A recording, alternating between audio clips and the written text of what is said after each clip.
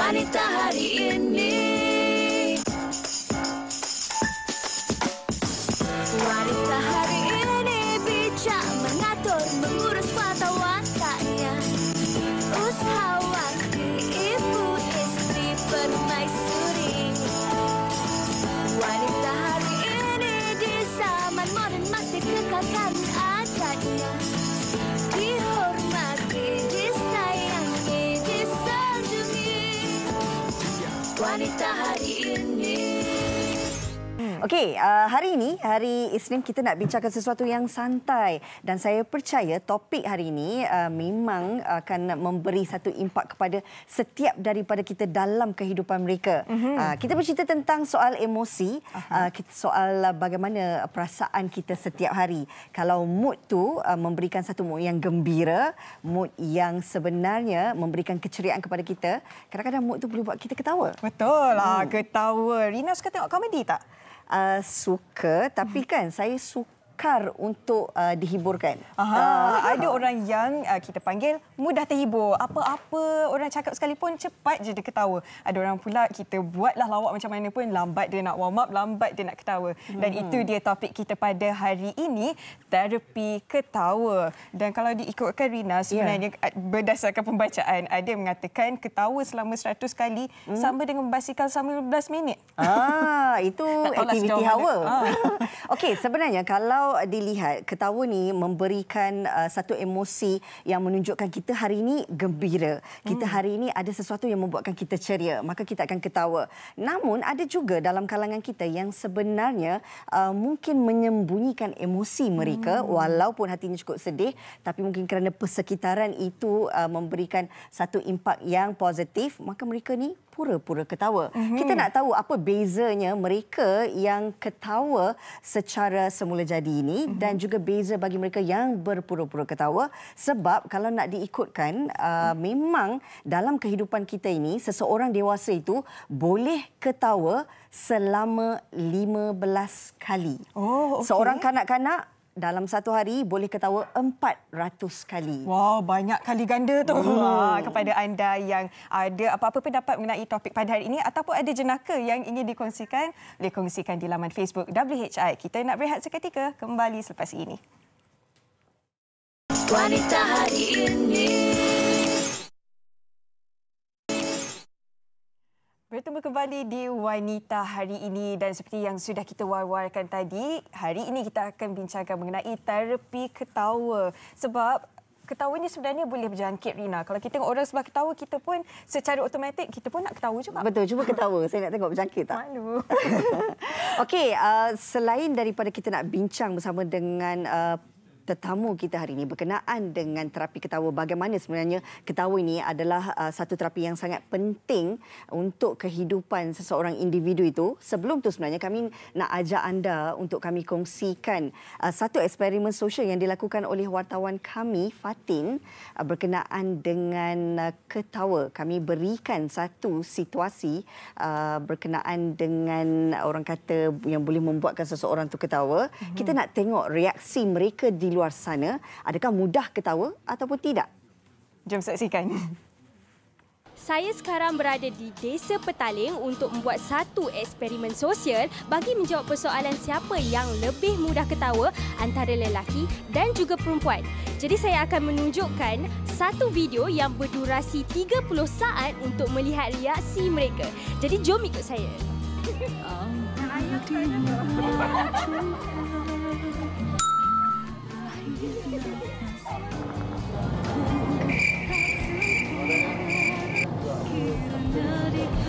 Tak gelak. Tak gelak kan? Okey.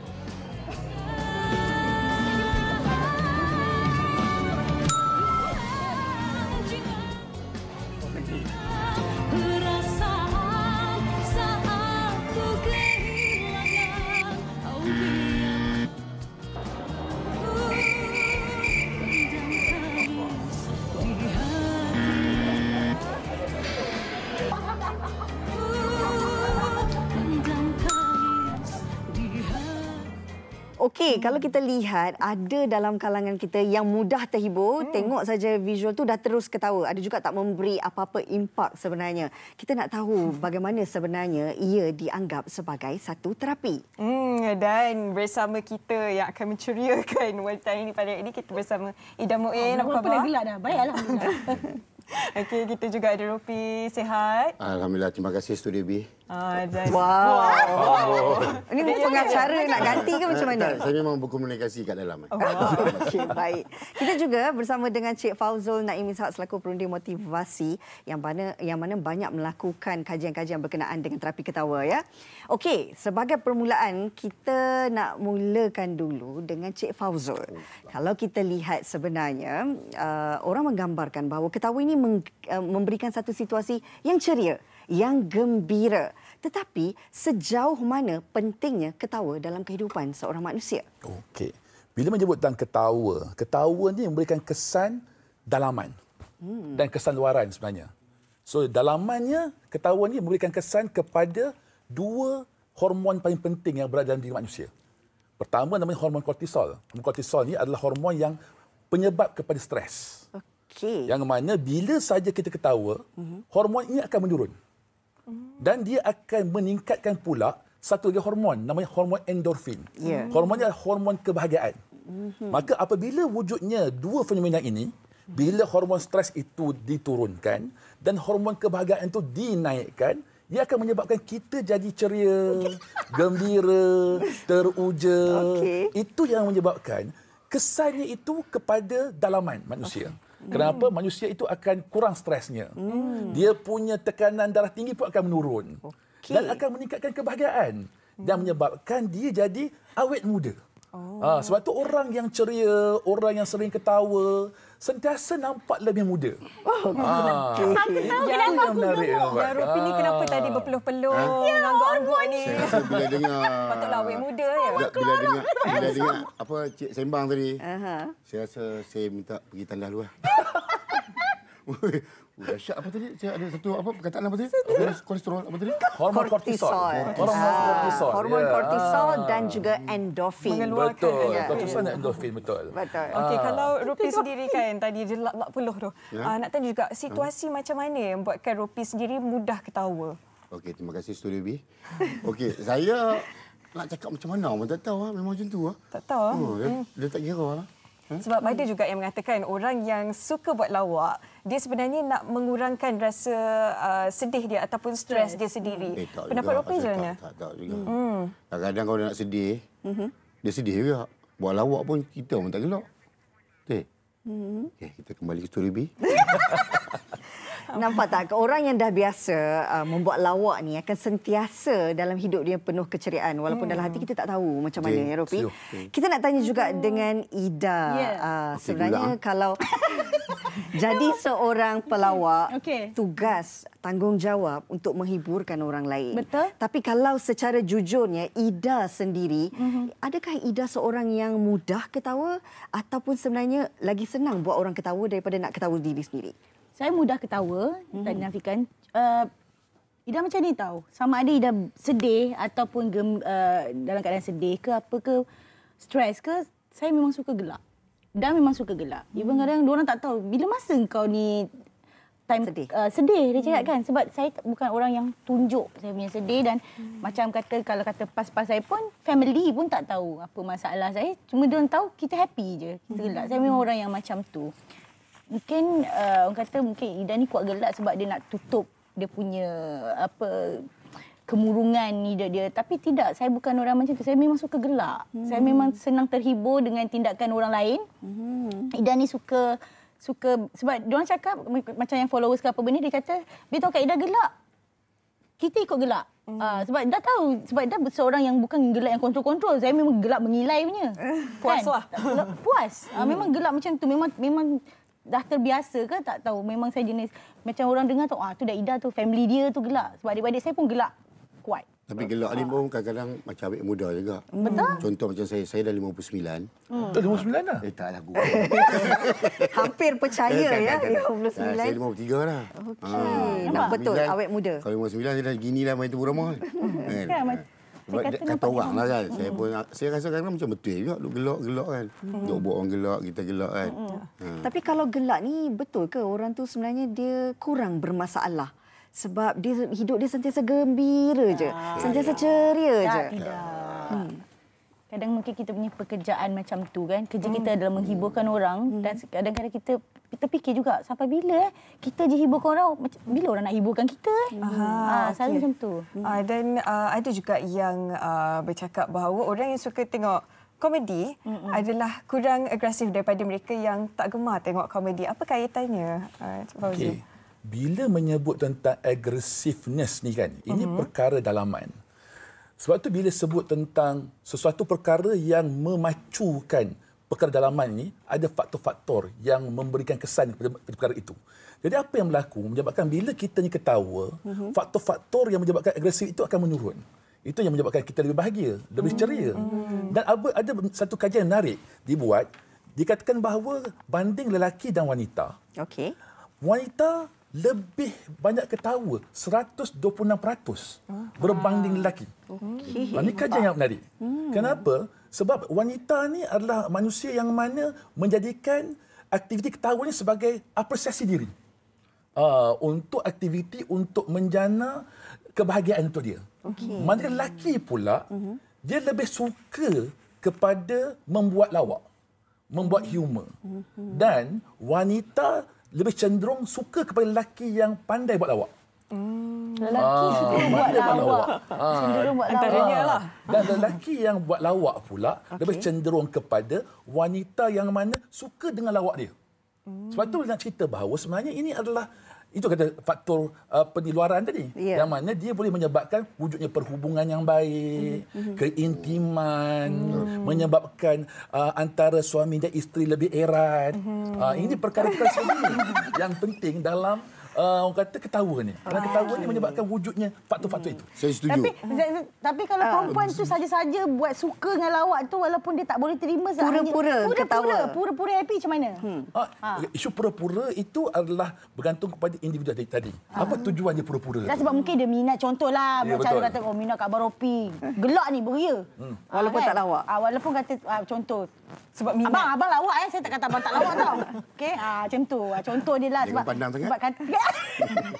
sebab kata perempuan ni suka lelaki yang buat lawak. Kan? Jadi kalau kata perempuan tu sebab dia memang suka lelaki tu, tapi sebenarnya dia susah nak gelak. Macam mana tu keadaan? Boleh, sebabnya itu adalah tujuan dia. Mungkin ini adalah faktor yang menyebabkan lelaki itu boleh dekati diri dia. Ingatkan perempuan tu psycho. Ada juga yang dikatakan pasangan yang selalu ketawa bersama, hubungan mereka tu lebih akrab, lebih bertahan lama. Kalau Ida sendiri sebagai pasangan suami isteri macam mana? Macam mana tadi? Saya tak fokus ni. Macam kalau dia dikatakan pasangan yang selalu ketawa bersama, hubungan mereka lebih rapat, lebih akrab dan bertahan lama. Kalau Ida sendiri macam mana sentiasa menghiburkan pasangan ke? Okey, kalau saya dengan suami saya yang inilah kan dulu tu tak reti, aku tak tahu macam mana aku buat lawak macam mana pun memang tak reti kan. Depan. Jadi itu tahu suami tengok tu sayang nampak dia happy dengan I tu nampak. Dia actually macam suami saya tak expect dia ni kadang-kadang apa sikap dia yang annoying tu memang buat saya gelak. Kadang saya cakap dia kita gelak tanpa sebab pun ada juga. Tengok TV dua orang pun benda tu tak gelak, tak kelakar pun boleh gelak juga. Jadi ini adalah satu orang kata yang boleh buat saya dengan dia lagi rapat. Intim lah. Jadi saya rasa suasana yang happiness tu memang sangat. Tapi bukan yang fake tau, bukan gelak-gelak yang dibuat-buat, bukan.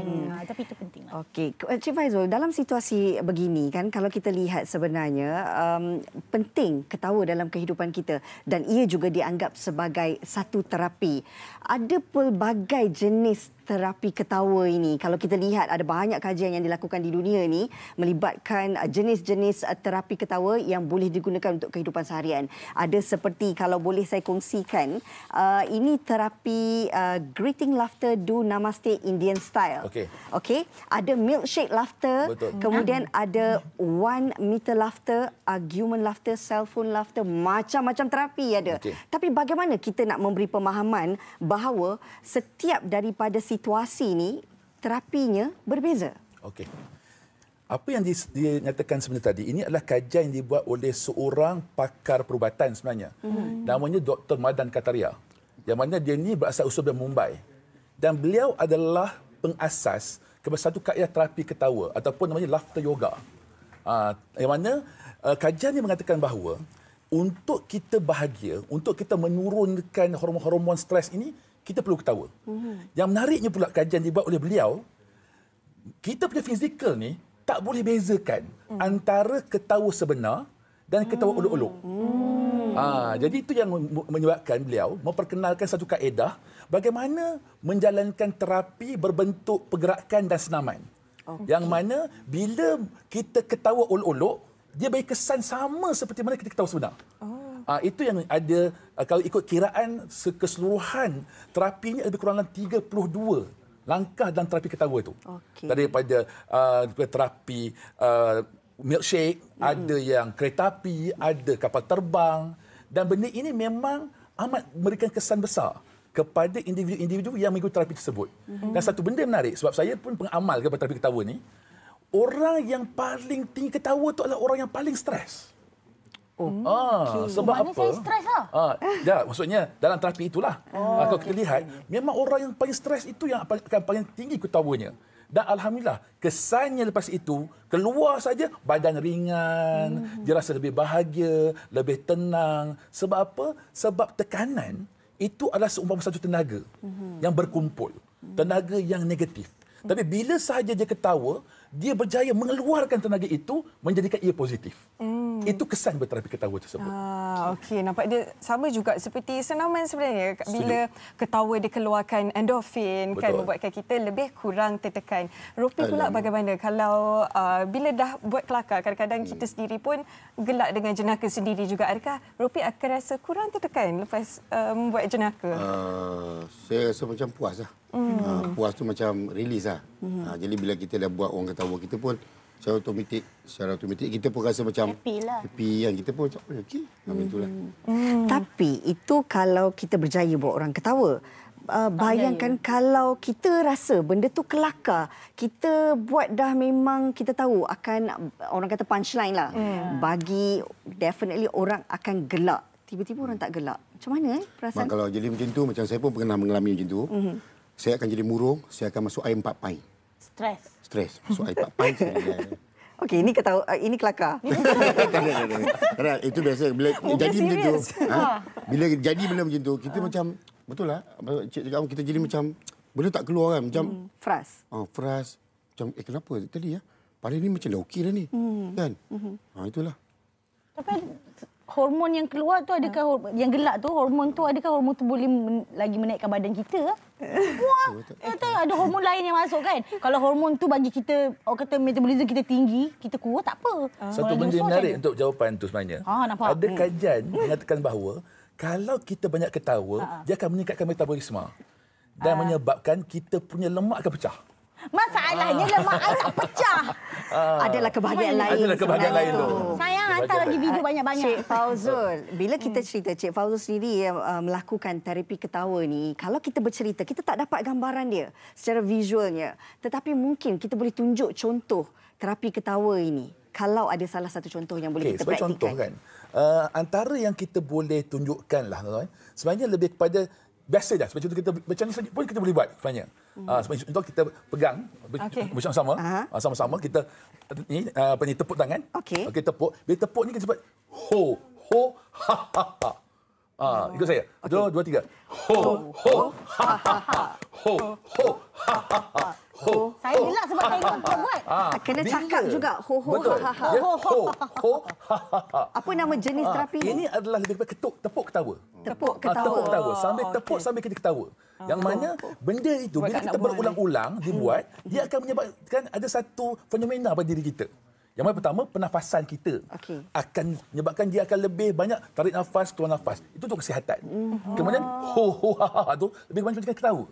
Dan dia akan menyebabkan sampai satu tahapnya dia akan ketawa sendiri. Itu akan beri kesan secara langsung tak langsung pada diri kita. Berapa lama masa diperlukan untuk kita jadikan dia sebagai satu ketawa yang semula jadi? Okey.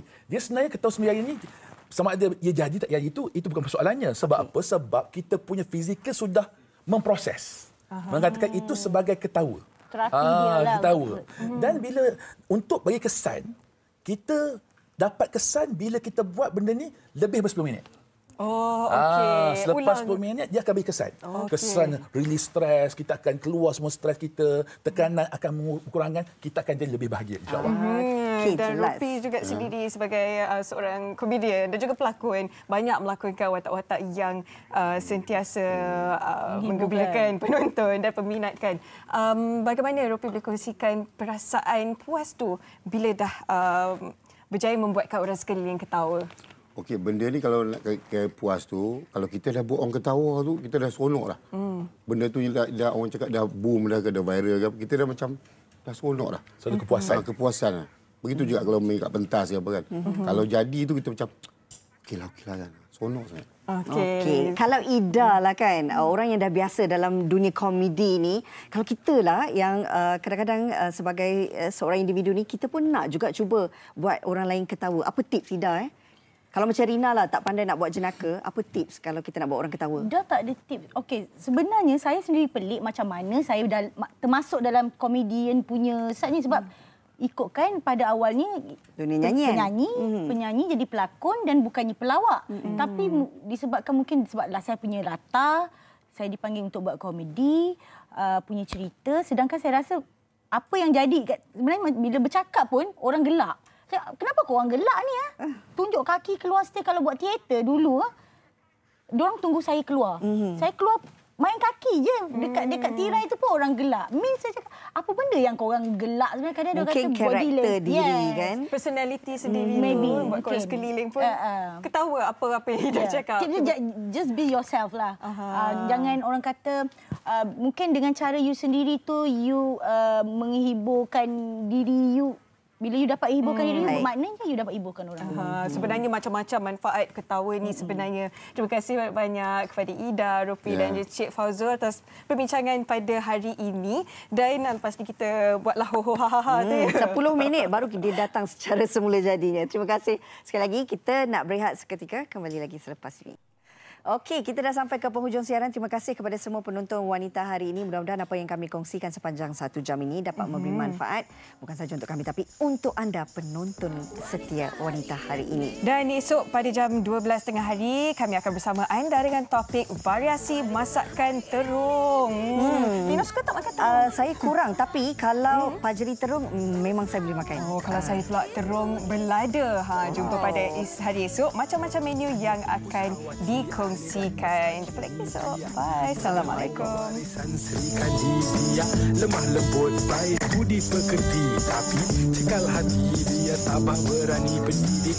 Puteri dalam hal jati diri dia permaisuri kepada si suami, kepada anaknya dia ratu di hati. Tunggak keluarga, kalau bukan dia siapa lagi? Wanita hari